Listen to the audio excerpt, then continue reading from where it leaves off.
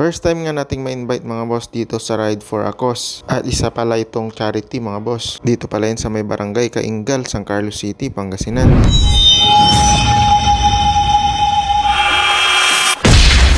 Yo, what's up mga boss? This is Boss Art TV. For today's video mga boss ay na-invite nga pala tayo sa Ride for a Cause.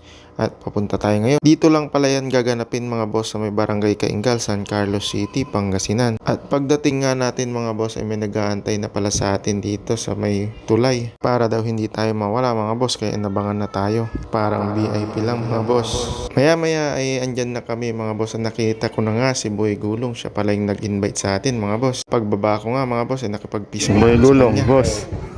Boss, shout out kay Boss Art. Dito na tayo mga boss. Ito pala ang page ni Boss Boy Gulong mga boss. Pakipalo na lang siya.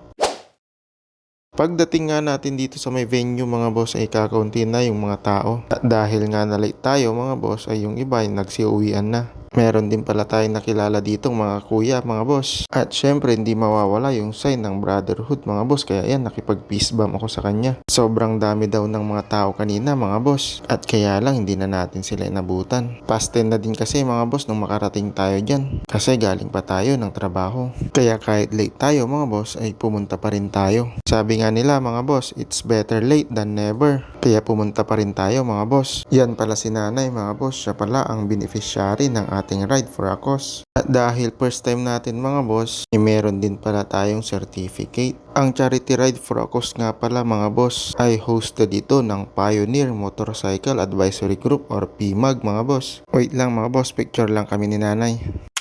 Remembrance lang mga boss. At syempre mga boss, dahil charity nga ito ay magbibigay din tayo mga boss. Lahat pala ng malilikom na pera dyan mga boss ay mapupunta kay nanay para sa kanyang pagpapagamot. Sana makatulong sa kanila yan. At ipanalangin din sana natin siya mga boss na sana gumaling na si nanay. First time din pala nating makareceive ng certificate dito sa charity mga boss. Boss, certificate ni Boss Art. Si Captam.